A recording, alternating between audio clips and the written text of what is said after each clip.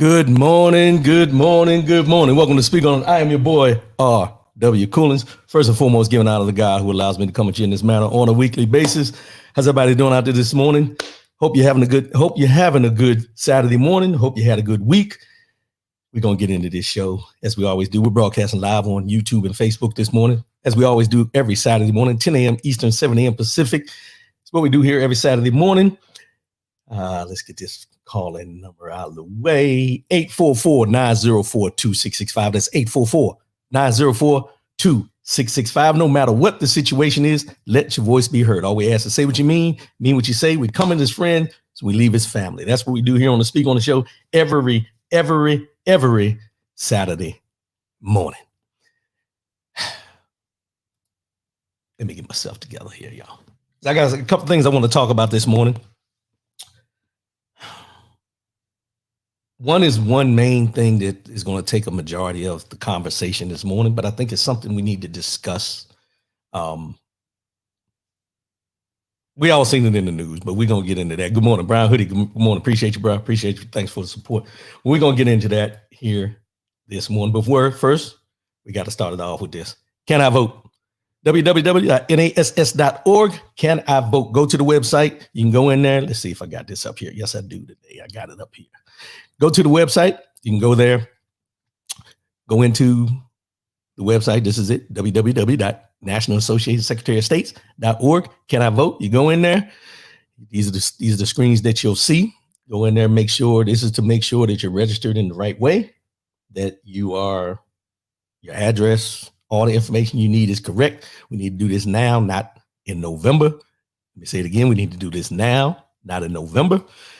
Then you put in your state that you live in, and then the next page, put your information in, and this will show you how you're registered. It'll show you everything about what's going on with you in the voting system, right, wrong, indifferent. Go in there, make sure it's correct, so you don't have to wait until the last minute to try to jump through hoops in order to make sure and ensure that you're registered in the right way in order to vote in this next election. NASS.org. Can I vote? That simple. That's simple. Willis Cheney. Good morning, my brother. Good morning. Appreciate you, my man. Appreciate you. James Battle. Good morning, everyone. Good morning, James Battle, my brother. Appreciate y'all for tuning in. Thank y'all. Hopefully y'all got some input this morning, because this is it's one of the ones I think we all going to have some insight on, but I wanted to touch on this. And before we get started, I want to mention this. I know it's Black History Month. And there's a lot of Black history out there. I haven't been touching on a lot. I gave y'all some links to follow, to go in and look at some of the speeches that people have given over time. 10 influential speeches for Black History Month. Go there to the R.W. Coolins page. The link is there. You can go in there and listen to some of the speeches. I'm about 2 or 3 in. I got a couple more to do, but we only got one more week of this Black History Month. However, Black History Month doesn't end February 29th this year. Black History Month is every month. Know your history, read up on your history, understand your history. We were more than just slaves. I'm just going to put it out there. We were more and are more than our ancestry as far as slavery. We're bigger than that. We're more than that. And we need to keep that in our mindset going forward, that we are more and have been more and will continue to be more than just what they want to define us as, being slaves in this country. OT. Good morning, my brother. Good morning. Appreciate your support, man. Appreciate your support. Hope you're having a good time out there. Yeah, but that's what I wanted to touch on, Black history. I know we haven't gone into a lot of it, just where I put some links up and everything. So follow the links. Go out there, get the history, understand. You can go on the social media sites, and they got all kinds of stuff out there that give you some Black history facts. But make sure they're facts. Don't just read it and take it for truth. Read up on your own, do some research, and find out what you need to find out for yourself, all right? That's one thing that I'm a true proponent of, is don't take everybody's word for it. Don't even take my word for it. Go find out on your own exactly what's going on and what needs to be done. All right, let's go ahead and get into this here.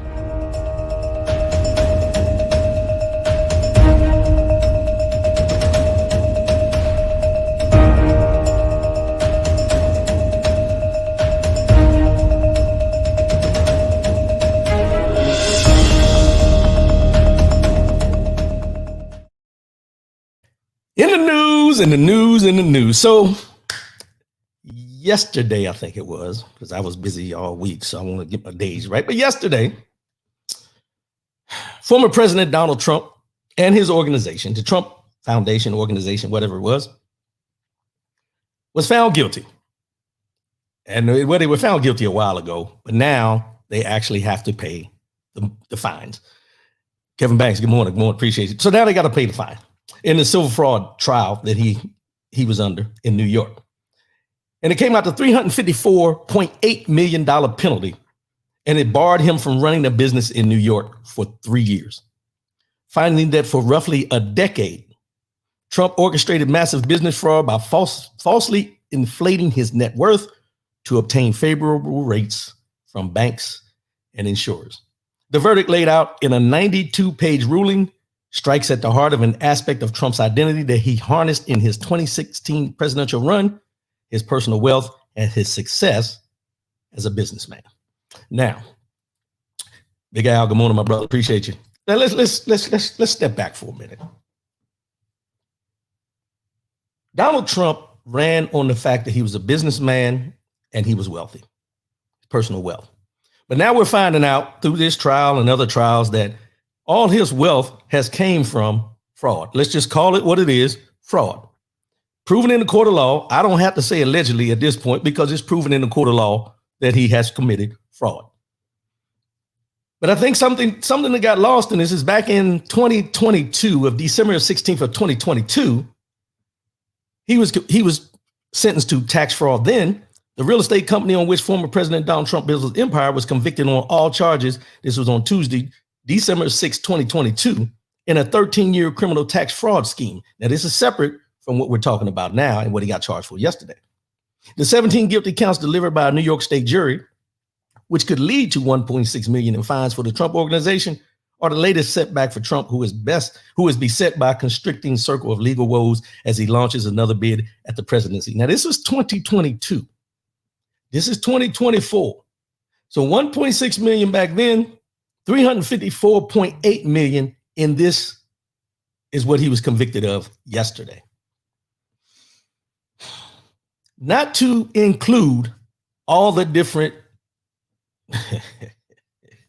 things that he did while he was serving as president that he's on trial for now. Well, it's coming up for trial and everything like that. And I bring all this up because we, as society, I'm going to talk about society as a whole, tend to give people the benefit of the doubt in a lot of ways. We do. We give people the benefit of the doubt because we expect people to give us the benefit of the doubt. It's just what it is.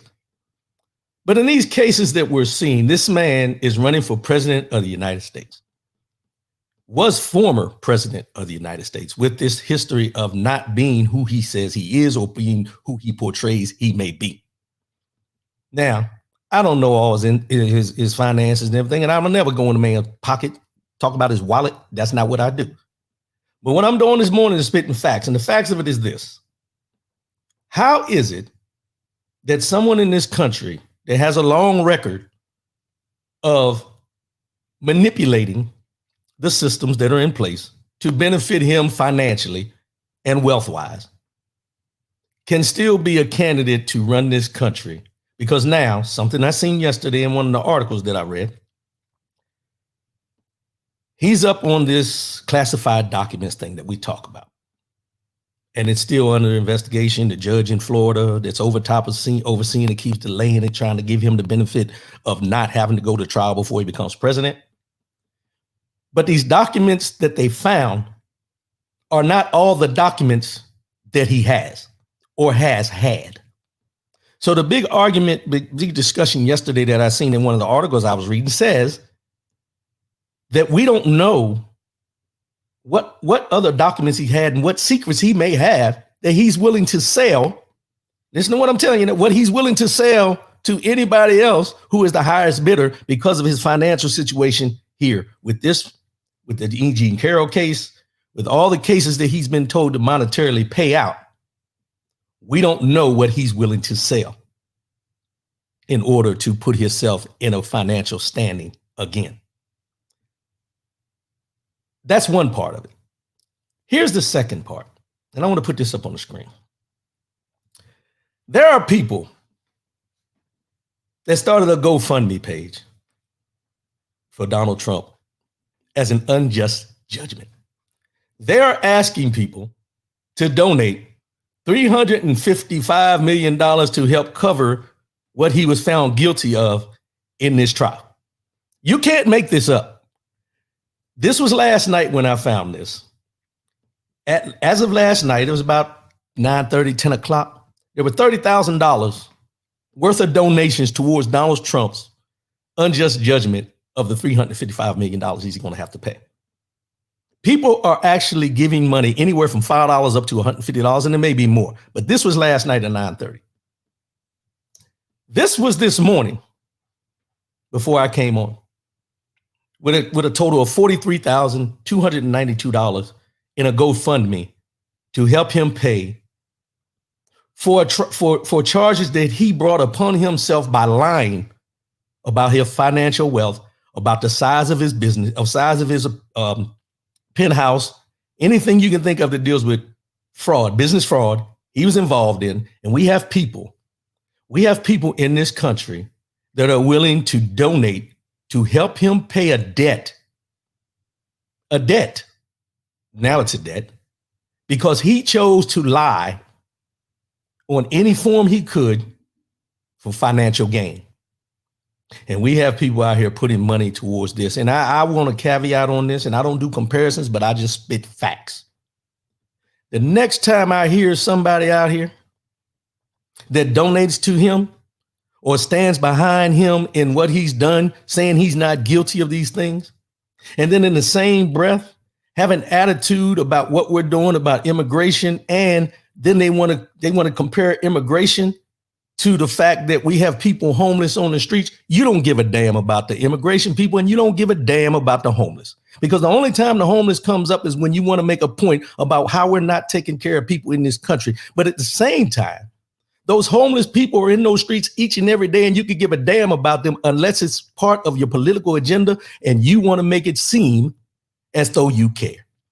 This right here, this GoFundMe, tells me that these people don't care about anything or anybody except for white superiority, white supremacy in this country, and they run it through Donald Trump. And I'm not going to say allegedly. I meant everything I said. And as James Battle said, and it's coming from poor people. They don't care. They don't care. The only reason immigration is a problem because he started the issue. Immigration has been an issue, but not to the point of where it's at now as far as what it is in the news. The borders have always been an issue. And you've heard me say it on here, and I'm going to continue to say it. If they want to do something about immigration, stop concentrating on the southern border only. You have more people that come from Europe and Asia that overstay their visas in this country, and nobody's looking for them. But when you talk about the southern border, because the people don't have the complexion for the protection, now it's an issue. These are the things that we, as American citizens, as voting citizens in this country, need to pay more attention to and stop butting heads about who, what, when, where, and why, and understand it's an election season. And they're going to tell you anything and everything to try to sway you to their side. It's just what it is. Nancy Obin, good morning. Appreciate you. Love you. This GoFundMe, when I seen it, I thought it was fake. However, if you go to do this for me, just do this. If you don't do anything else that I ask you to do this for me today. You can do it right now while you're listening to the show. Just make sure you're on a different page because I don't want you to miss nothing. Go on the website. Type in GoFundMe, pull it up, hit that little search glass, and type in Donald Trump. And when you type in Donald Trump, count how many GoFundMe pages have been created to help this man against what he has lost because of his own ill will and his own thoughts that he was superior to everyone else and could get away with it no matter what. Go in there and do that. And then let me know from your opinion, how ignorant and I don't want to say ignorant. Let me backtrack on that. How gullible that people are in this country to feel that this man has any interest in their well-being. Any. Faye Jackson, good morning. Speak on it. Appreciate you, my brother. Appreciate it. Thanks for tuning in. There are so many GoFundMe pages for Donald Trump to support him in all his financial woes, per se. I cannot fathom why they want to donate. But these are the same people that if a homeless person on the streets asks them for a meal or $5 or something, they shun them. But then in the same breath, when they talk about immigration, they say, well, we're not doing anything for the homeless. Well, you're not either. You're not either. But if this man has all the money he says he has, he should be able to take care of himself, right? Because one thing we know, as African Americans, blacks in this country, we're always told, pull yourself up by your bootstraps. This is a land of opportunity. Pull yourself up by your bootstraps. But we also know that if we did anything close to what he's doing right now or has done in the past financially, we would be in jail. My question is any of this dealing with tax fraud, which he did get caught up with in 2022, but it was at the state level. But I remember, recollection, Wesley Snipes went to jail for tax fraud. Red Fox went to jail for tax fraud. Ronald Isley went to jail for tax fraud. I could continue going on, but most of the ones I'm mentioning that went to jail for tax fraud look like me.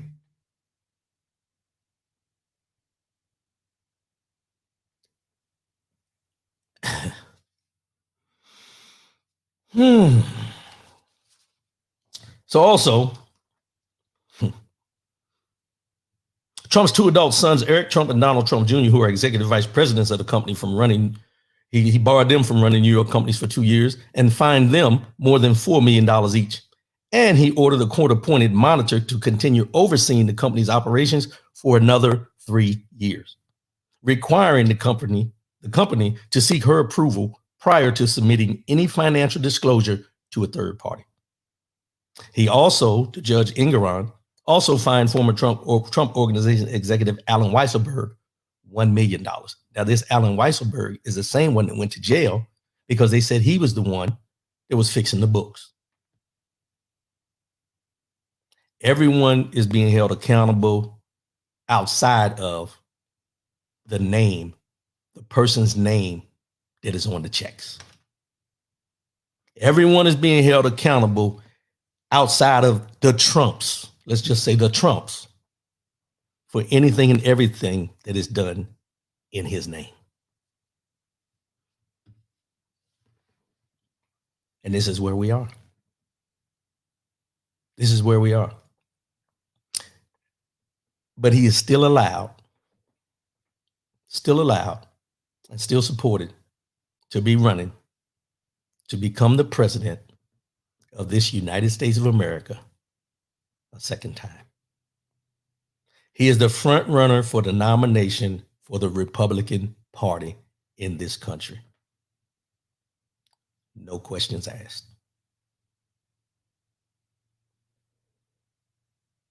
Let that marinate for a minute. You have someone who has been found guilty of tax fraud in 22 and then business fraud in 2023, not to mention Trump University, that he had to pay all that money back. And now he's under investigation for paying off a porn star before the election in 2016. I just want to say before the election in 2016, which is campaign interference. But he's still able to run for president of the United States. And we have family members, we have friends of family, we know people who have been convicted of much lesser crimes. They can't get a job because of their record. Can't vote because of their record. Aren't given the benefit of the doubt because of the record. Serve time for crimes they didn't commit and can't do certain things because of the record. Because just because they released them and found them not guilty does not mean they expunged their record. We've talked about that on here before. But there's certain things that they will never be able to do in this country simply because they have a record. Isn't that a record? Whether it's financial or not, I know it's not criminal. It's called, I can't remember, civil. But a civil suit, a criminal suit, found guilty, should hold the same standing in my eyes. I don't know about you. Hey, Boyden, good morning, sis. Appreciate you. I don't know. It's just my thoughts. My thoughts for today. We'll see how this goes. We will continue to see how this goes. But the GoFundMe, let me put that up again because I don't think y'all heard me. People have created a GoFundMe page for a former president who portrayed himself to be wealthy and one of the smartest men in this world. And you have people out here that are willing to donate to cover the judgment against him.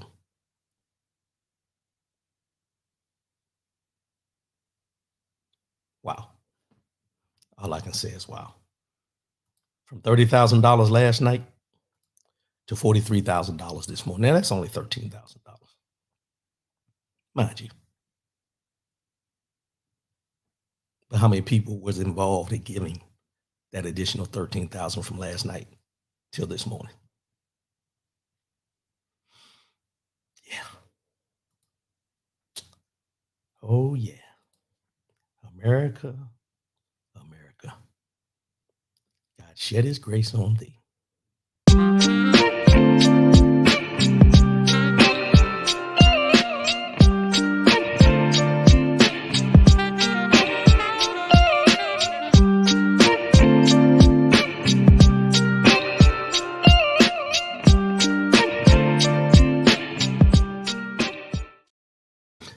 Now, I know most of you probably have followed or you've seen excerpts or you've seen videos of what's going on in Georgia with District Attorney, because I'm not going to call out her name, District Attorney Fani Willis.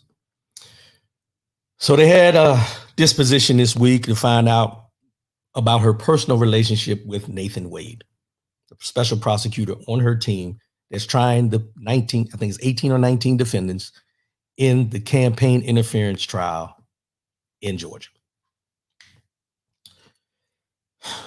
But before I go into that, let me rehash or remind folks of Fani Willis's accolades. In 1993, she graduated from Howard University cum laude with a bachelor's degree in political science and government. In 1996, she graduated from Emory University School of Law. She graduated with a Juris Doctor. In 2021, she took office after being as being the first elected woman as the Fulton County District Attorney. She has 19 years of experience as a prosecutor. She led over 100 jury trials and has prosecuted hundreds of major cases. She has prosecuted many other serious crimes, including crimes against women and children. And that's just scratching the surface of anything and everything that District Attorney Fani Willis has done in her career. Now, let me tell you why I bring that up. Because I think sometimes we, even as Black folks, when we see our people that look like us in positions, we can doubt sometimes of whether they're supposed to be there, because that's just the way we're conditioned. Sometimes we doubt their accolades, we doubt their standing and where they're supposed to be because of the position they hold, if we don't agree with what they decide to do in some places, in some cases. There was an article. Now, everybody, well, let me start here. Everybody's seen what went on in the courtroom. It was all over the news. You know, I seen some articles talking about she had her dress on backwards. Then they tried to say she had her flag, the United States flag, upside down, and shows that. I watched every video. Let me just put this out here before we go any further. I watched every video that was posted about that, about her being on the stand where they said she was defiant and she was pushed back and everything like that. And in every one of those episodes that I watched, I could care less if her dress was on backwards, because I'm gonna give her the benefit of the doubt if it was. I'm not a woman, so I don't know if the dress was backwards, and I don't care. Because we all made mistakes sometimes in Russian where we put something on wrong or wore two different colored socks and all. It happens. But they're holding on to that, saying she had her dress on backwards. Then they went to the point of saying the United States lapel pendant she wore on her dress was upside down. If you watch the video, when she first sat in that seat, the flag was sitting the way it's supposed to sit. As time went on while she sat there, it flipped. And it never flipped all the way upside down. It was sideways. These are the narratives they want to throw out there to make it seem she's not worthy. She has a disdain for the United States of America by wearing the flag upside down. These are, let me slow down for a minute. This is the narrative that they always want to put on us when they can't find something to stick to us when they want to put us on trial. Was she defiant? Yes. Can I understand why she was defiant? Because she even mentioned that I objected to you getting these records because you're digging into people's personal business. I am not on trial. Those people over there are on trial. Let me say what she said again. You wanted records about my personal affairs, and I objected to giving them to you. And what you need to remember is I'm not on trial. Those people over there that you're defending are the ones on trial. You can hear the pin drop after she said that, because those are the facts. Now, as I mentioned a couple of weeks ago when we first started talking about this, do I agree with her decision? It's not up to me to agree. Was it a bad decision? You could look at it and say yes. You could look at it and say no. But it was her decision. Her and Mr. Wade are two grown adults that decided to enter into a relationship because they worked together. There was a familiarity, and now they're not in that relationship no more. But let's look at the facts. The facts of the matter are that this case that they are trying has nothing to do with their personal choices in their life outside of the courtroom. However, it bleeds into it because now the question is about her decision and his decision, and should he be on the case? It goes all the way to the point of was she giving him this position to make financial gain through him for the position he's holding? This is what's going on in this trial. This is to do anything they can to try to eliminate this trial from ever coming to the actual fruition where they actually get a court date, pick the jury, and move on.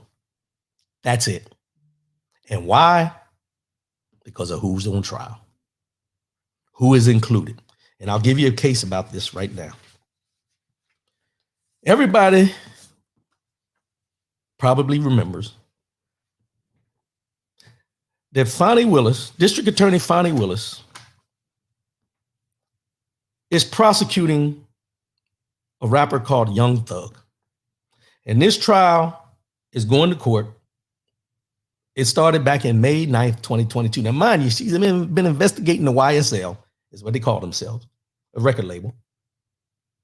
But she's been investigating them for a long time, and then she finally got everything she needed to put them on trial, which started in May 9th, 2022. That's when she decided, this is it.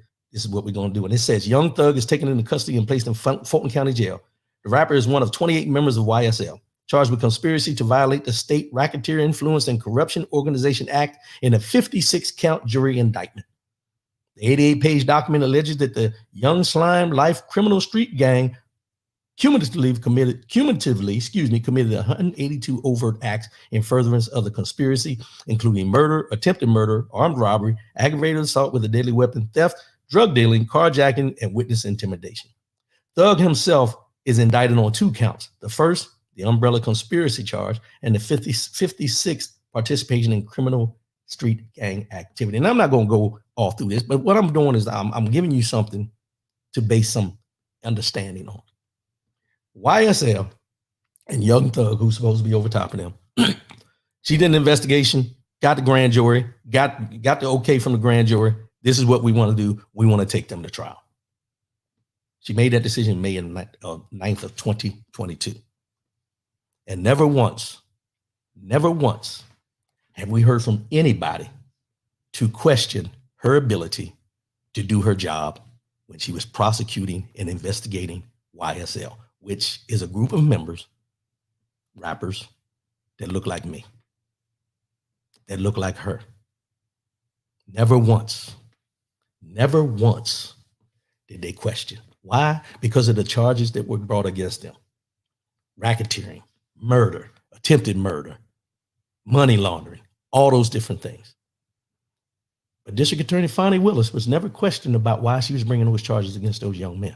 Richard P. good morning. Appreciate you, brother. But now, let's go to the other case. See, I'm giving y'all facts this morning because I think this is something that needs to be put out there. And I'm not here, let's just be clear. I'm not here to defend anything that District Attorney Fonnie Willis may have done in her decision-making. But what I'm trying to get you to understand is the difference in how it's viewed when you're sitting in a position of authority and they don't think you're worthy.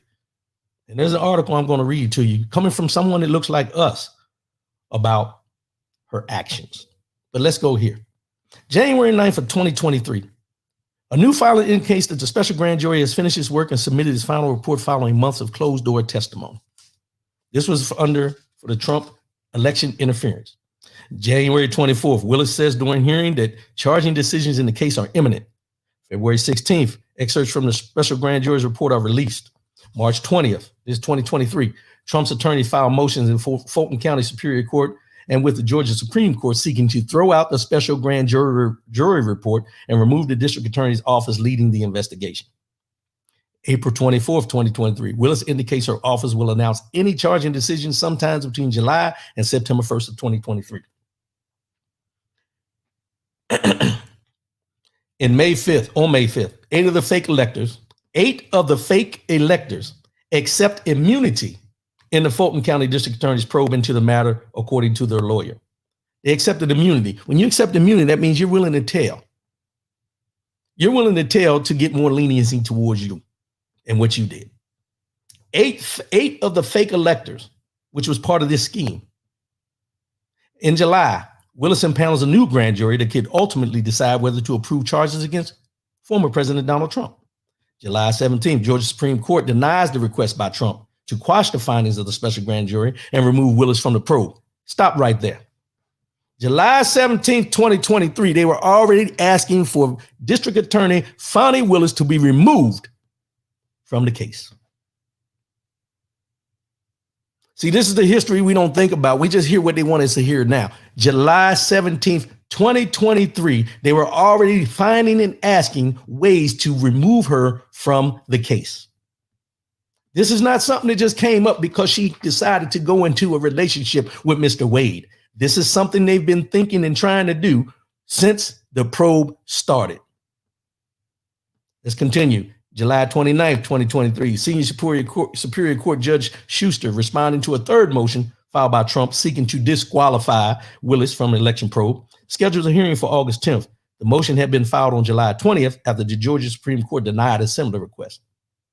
July 31st, Judge McBurney denies the motion filed with Fulton County Superior Court by Trump's legal team seeking to disqualify Willis and quash the findings of a special grand jury convened to review evidence in the matter.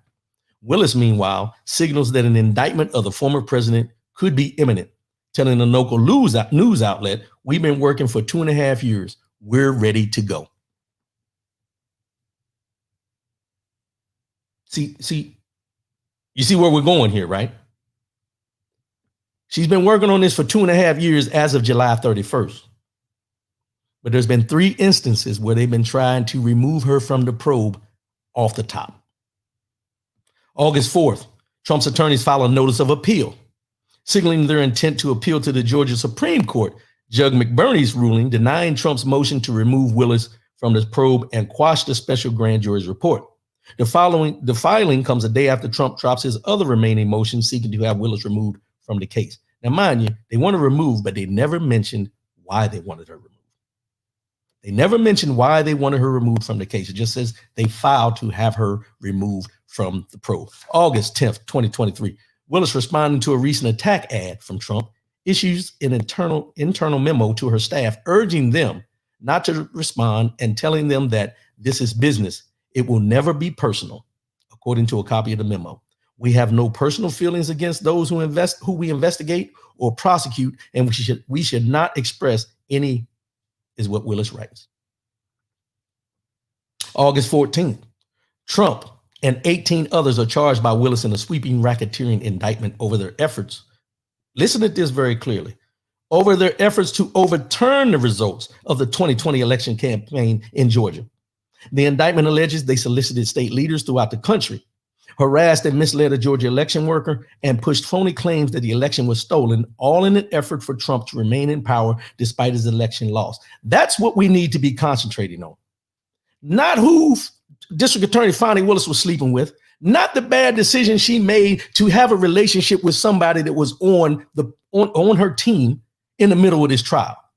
We've lost focus of the fact that Donald Trump is on trial for trying to overthrow an election in this country, the will of the people.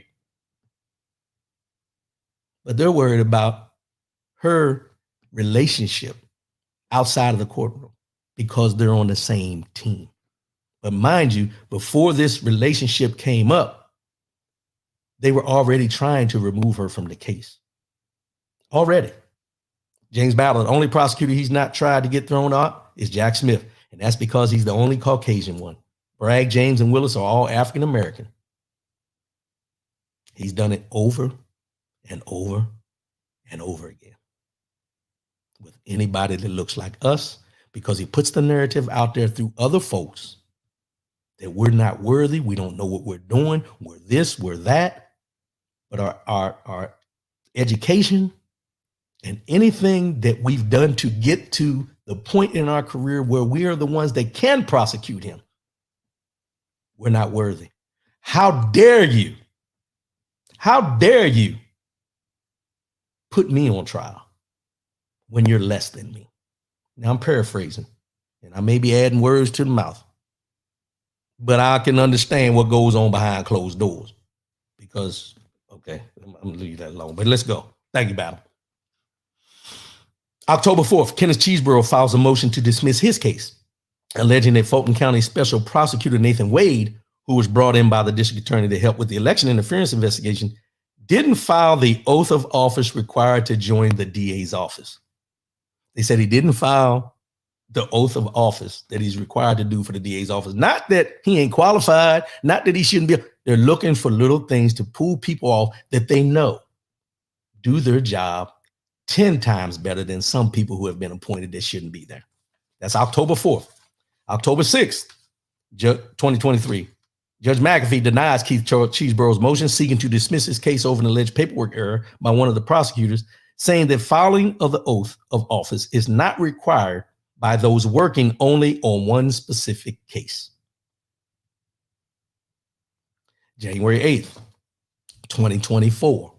A defendant in the election interference case, former Trump campaign staffer Michael Roman, files a motion seeking to dismiss the charges against him and disqualify DA Fani Willis, alleging that Willis engaged in a personal romantic relationship with Nathan Wade, one of the top prosecutors she brought in to work on the case, which allegedly resulted in financial gain for both of them. Separately, Trump's legal team filed several new motions seeking to dismiss the case against him on the grounds that include presidential immunity, which they say shields him from criminal prosecution. Now, I'm not going to continue going down this rabbit hole, but I think you get the gist of it, that they've been trying to remove Fani Willis, District Attorney Fani Willis, from this case since its inception, since the beginning of the charges being brought forward. After she did the grand jury, they wanted to kick everything out. So this, what we're hearing now, what went on this week, had nothing to do with whether she's qualified to do the job. The question should be, did she make a good decision of having a relationship with someone at this time during a trial of this magnitude? That's it. And we talked about this when it first came out. That's the only thing that should be questioned, is her decision-making in her personal life during a time when this trial is her life. Let's just be real. This is the trial in Georgia that is either going to make or break what goes forward in Georgia. And she's in charge of it. And her decision at the time to go into a relationship with Mr. Wade was not a good decision because of the spotlight, because of what's going on with them. Now, I'll put it this way as well. If this relationship is an issue with the Donald Trump case and the 18 defendants, why is it not an issue with the YSL investigation and the court case against YSL? I'll wait.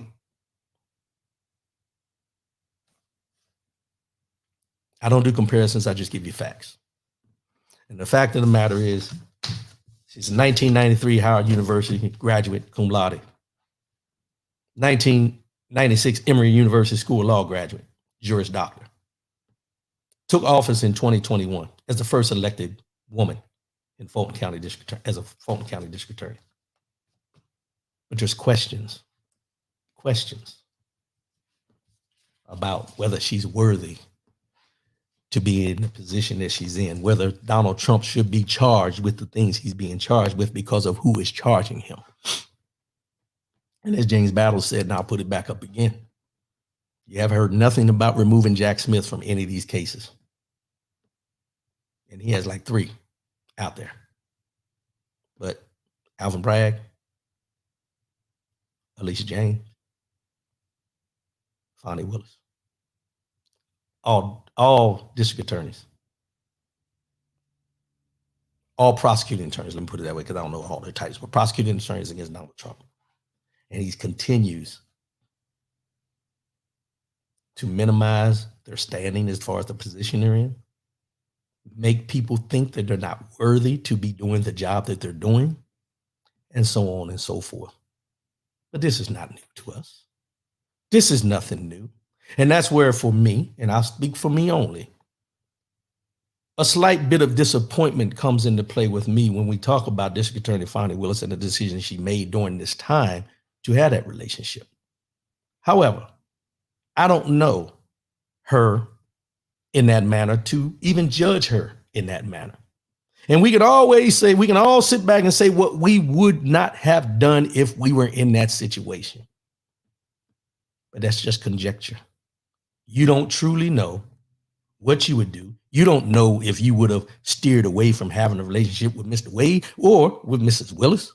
You don't know because you're not in that position. We all say what we would do, but you don't know what you would do. And now I'm going to transition into the point of the visuals of her being in the courtroom the other day. And I started off where they tried to say her dress was on backwards, the flag was upside down. We're going to debunk that right now. I don't know if the dress was on backwards. If it was, it still looked good to me. It's just me. It's just me. Flag was not upside down. I seen that. I looked at every video I could find. I never seen that flag totally upside down. It was turned sideways. And everybody that's ever worn one of those lapel pins with the little push button in the back and you got to stick, it flips. They flip. Let's just be honest. And you don't have all day to be trying to make sure it's straight. I guarantee I can tell you when it went crooked. When she told them, I'm not on trial, they're on trial. That's when it went crooked on her dress. But I will say this. I seen this article, and I would hope you guys would look this up. Her name is Kyra Davis. And it's an opinion article that she wrote, and it strictly is an opinion from her point of view.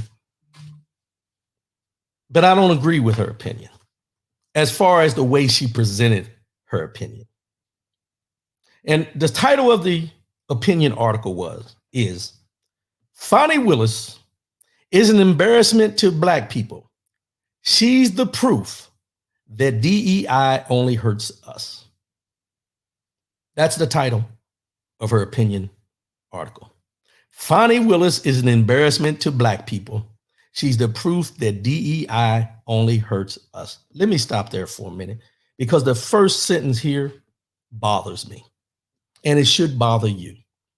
Because saying Fonnie Willis is an embarrassment to Black people, I will ask this question. Why is it, or why do we think that when someone of color makes a mistake, or judges things wrong and does something that we don't agree with, or there's consequences to that decision. Why is it, and when did it become that it is a mark on every Black African-American person in this country where we feel that we have to be embarrassed by one person's decision? When did that become the rule? I'm just curious, because when I seen that, that's what jumped out at me. Fani Willis is an embarrassment to Black people. In what way? In what way? Now, mind you, she's talking about how she acted in the courtroom. I never seen an article from her saying Donald Trump is an embarrassment to white people. The way he acts in the courtroom, the way he acts on the campaign trail, the way he acts when he's giving these speeches. Never once have I heard any white folks say that Donald Trump is an embarrassment to white people for anything and everything he says out of his mouth. But we as Black folks tend to have these people who want to put us all in one barrel and say she's an embarrassment to all of us.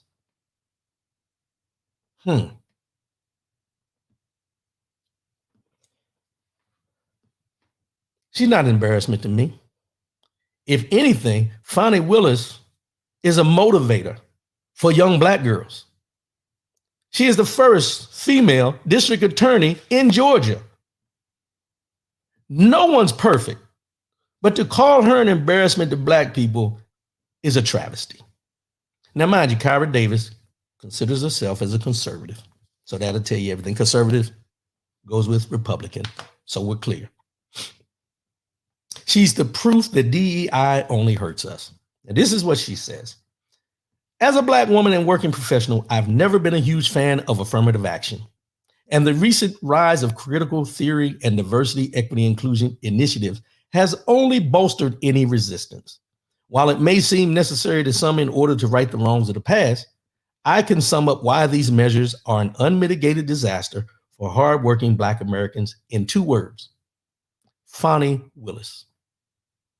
She has taken the fight for equality, inclusion, diversity in the workplace, and everything that our ancestors and anybody and everybody to this day still fights for, inclusion, and blames it all on Fani Willis.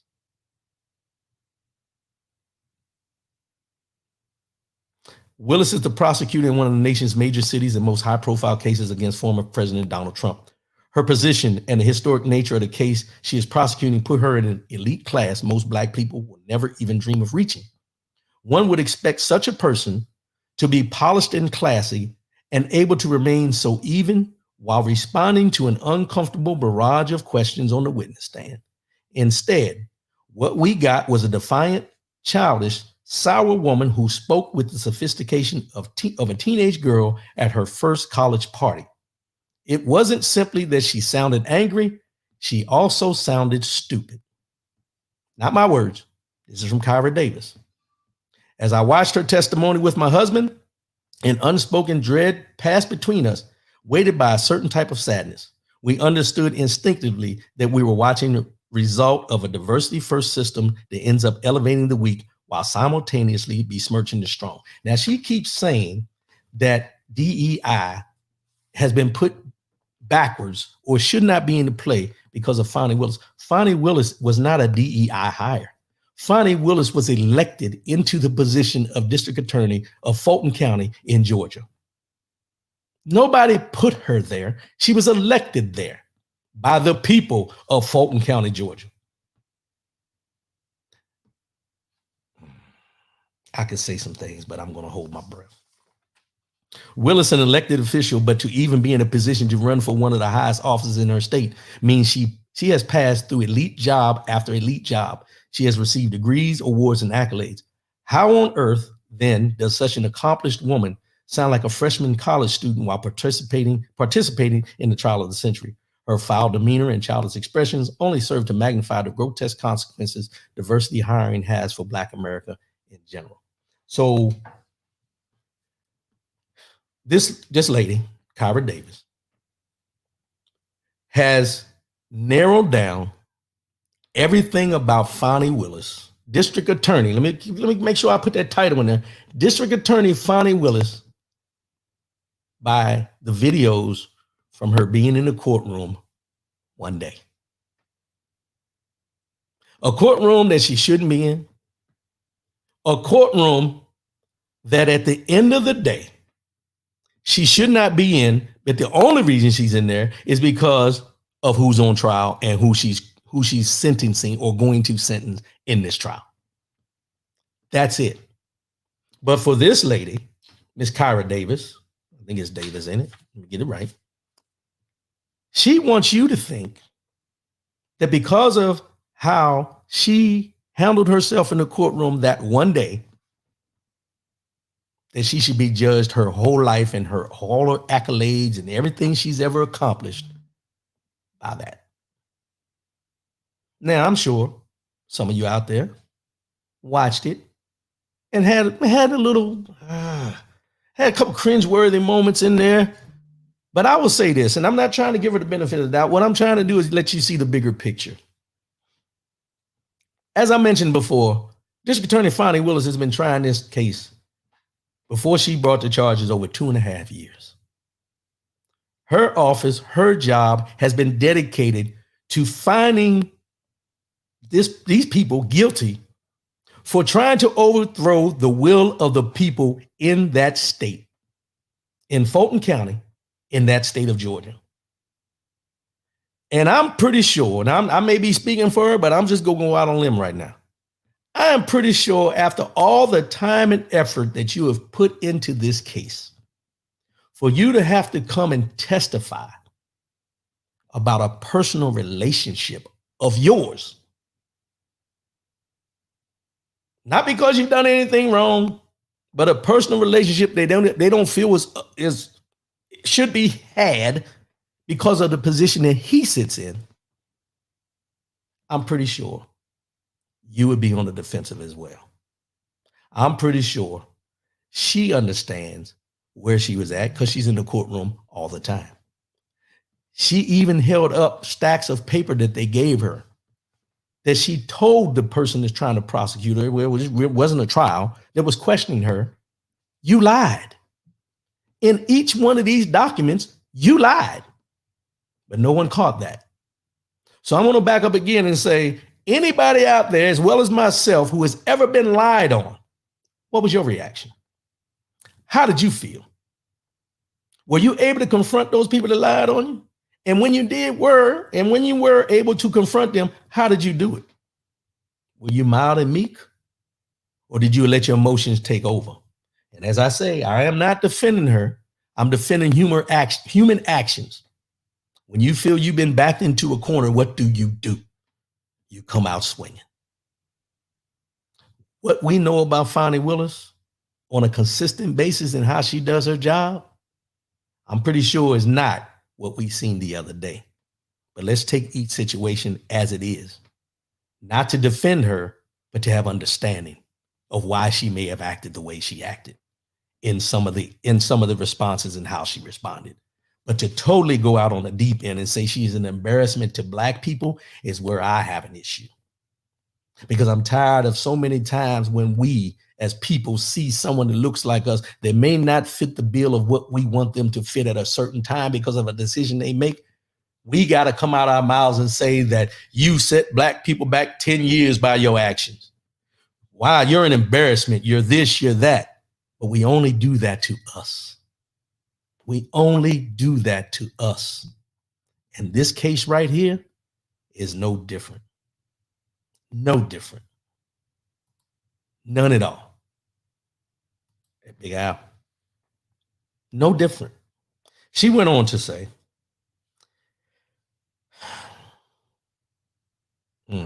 every time someone like me seeks professional advancement, I am forced to wonder how many people in the room think I shouldn't be there before I even open my mouth. I will have to swallow offenses I should really be battling because I must battle not only my professional challengers, but the respecter of the angry, defiant Black woman who only got her job because she's not white. Many of my colleagues will look at any complaint I have as frivolous and rooted in entitlement. I must be my best and then be even better than my best because of the pathetic expectations Willis and her counterparts have sown on behalf of the rest of us. We will forever be forced to carry Fonnie Willis on our backs into every professional situation. Diversity first hiring does the opposite of what I'm sure we all hope it really could do. It does not even the playing field. Instead, it pulls all of Black America behind, left once again to prove to the elites in charge that we are more than our skin color. I don't think I need to go on with Mrs. Kyra Davis's comments. James Battle, when Trump says what's on his mind, it's a good thing. But when any Black person says what's on their minds, it's almost a crime.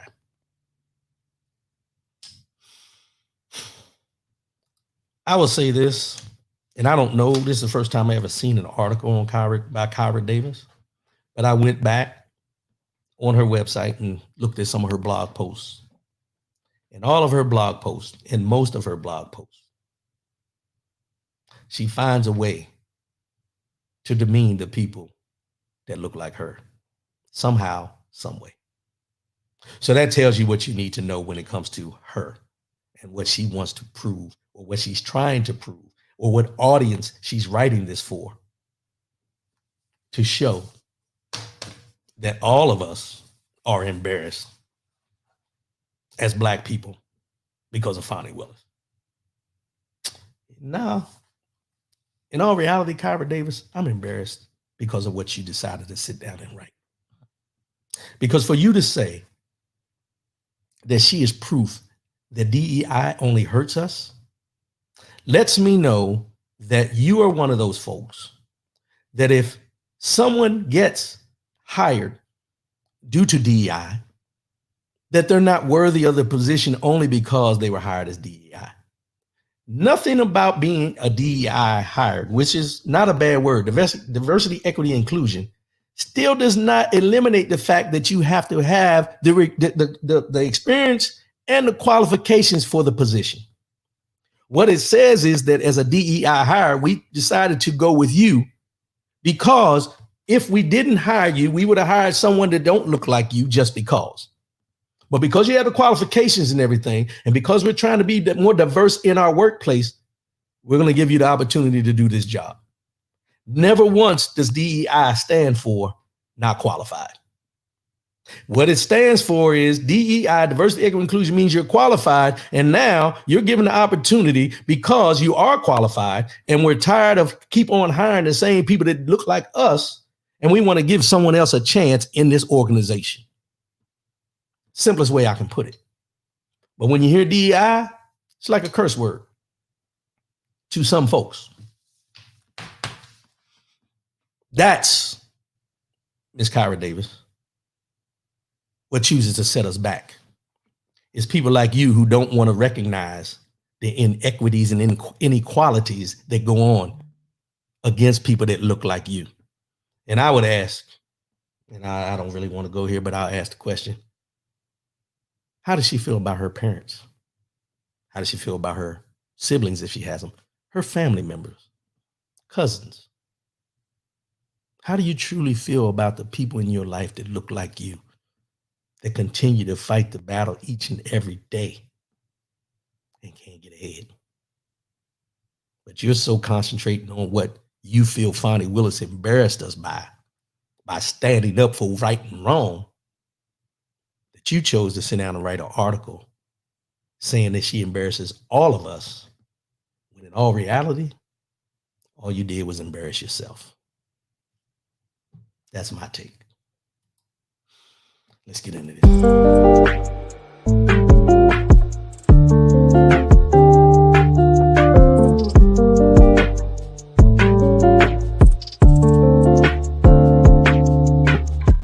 Mind, body, and soul, year 2024. We're almost at the end of February, y'all. Next weekend is the last weekend of February, Black History Month. Make sure you go out there, read your Black history, look at some Black history movies. Don't just do it in February, do it all year long. Today's Mind, Body, and Soul is something that goes along with what we've been talking about today. And I think it's something that we all need to remember and be real with ourselves. Be real with ourselves, because sometimes we stray away from this. But let me just get the quote out here. Today's quote says this: 4 simple words. Stand in your truth. Stand in your truth. The reason I bring this up today is because I just read to you each and everything that this young lady said about Fonnie Willis. Now I want to flip it and put it in your court. I want you to think about all the times that people have talked about you, all the people that have stained your name, people who have opinions about you that have never met you. People will have opinions about you no matter who you are, no matter what you do, no matter how well you dress, no matter how well you articulate how you feel about something, and no matter what position you may hold in a company in this world, people will have an opinion about you. And here's the thing. Some of the opinions that people have about us may be true. Let's just take that for instance. It may be true. And you know what's true and what's false. And a lot of times what we do is we feel we have to defend our name against each and everything that is said about us. I would challenge you to stop. Stop feeling that you got to fight against each and every person that has ever said anything about you. Stop feeling that you got to defend everything about you because someone lied on you. Stop. Stand in your truth. Because here's what I know to be true. When you go out here and you try to defend everything that has been said about you, everything that's been portrayed about you, anything anybody says about you, you have exerted too much energy to concentrate on what's important. You know the truth about who you are. Most of those other people, when they think and they speaking that what they think is your truth, is strictly opinion. You've been with you every day of your life. They only know what they see and they only know what they hear. And most of the time, they don't go by what they see. They go by what they hear. You know the truth. Stand in your truth. But don't always feel that you have to defend the truth. People are going to talk about you. People are going to put lies out there about you. Jealousy and envy causes more discord in your life from other folks than it does in their life. When you sit back and you think about it, why should you? This is just a thought. Why should you have to defend yourself to remove doubt from other folks? Do you doubt yourself? They're the ones that have doubt about who you are. You don't doubt who you are. If they choose to believe what they hear rather than know what they know about you, why do you have to defend that? Why do you feel the need to defend that? Because at the end of the day, those that love you know, and those that don't know, it don't matter. They don't matter. I say this because we seen when Fonnie Willis, District Attorney Fonnie Willis, was on that stand. Her ire was not the fact of the relationship that she was in. It was the lies that were associated with what she knew to be true about their relationship. And what the conjecture was as far as what they wanted you to perceive was wrong about her having this relationship. Does she, in hindsight, and I don't want to speak for her, but I will say it this way. In hindsight, I'm pretty sure, just like we all are, because we're all human. When we make a decision and it comes to fruition where it may not have been the best decision, in hindsight, we feel a certain way. We feel a certain way. But I'll be damned if I'm going to sit there and feel a certain way about facts that aren't facts. They're being added on to the true facts and feel that I got to defend everything that's said about me each and every day of my life. I refuse to, and you should too. You know who you are.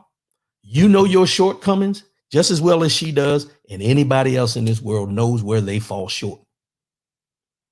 But please don't feel the need to defend each and every lie or feel that you have to bring facts to justify who you are to somebody that could give a damn about you. Because 9 times out of 10, the only reason they're involved in anything going on with you is because they would rather hear what the negatives are about you than anything that's ever been positive. Say that again. They want the negative about you more than they want the positive. And this goes with friends, family, acquaintances, anybody. There are certain people in your life that are standing back and will smile in your face and are waiting for your downfall. Stand in your truth. Don't give them the fuel for the fire. Because when you go out there and you try to defend, the anger, the attitude, everything you can think about that comes to fruition against whatever they said about you comes out in a completely different way than you think it will. And now what you've done is you've stooped down to the level that they want you to be able to say, I told you. I told you he wasn't who he portrayed to be. I told you she wasn't worthy to be here. I told you he wasn't this. I told you she wasn't that. Now, the fight has become not only one battle, but multiple battles, because now what you're doing is you're not defending your truth. You're defending who you are, which is two different things when you really think about it. Fonnie Willis, I pray for her every day. I've been praying for her since she started this battle. Letitia James, I said Alicia first. Letitia James, Alvin Bragg, Jack Smith, anybody, any of those people who are up here prosecuting these cases against this guy, that guy, I pray for them. Because there's no way that a lot of us have the resolve or the willpower to know that we're going against a cult that does not have our best interest in hand. And it has nothing to do with the rule of law. Them defending this man has nothing to do with the rule of law. It has to do with the rule of the mindset that we are superior and you can't do anything to us because we're superior to you. Alvin Bragg, Letitia James, Fonnie Willis, all people of color, all people who people think should not be in the positions they are because they're people of color. And then you got people that look like them named Kyra Davis, who just solidify the fact that the mindset that they have, we have pockets of people in our own community that have the same mindset. Not because it's truth, because they feel they're accepted.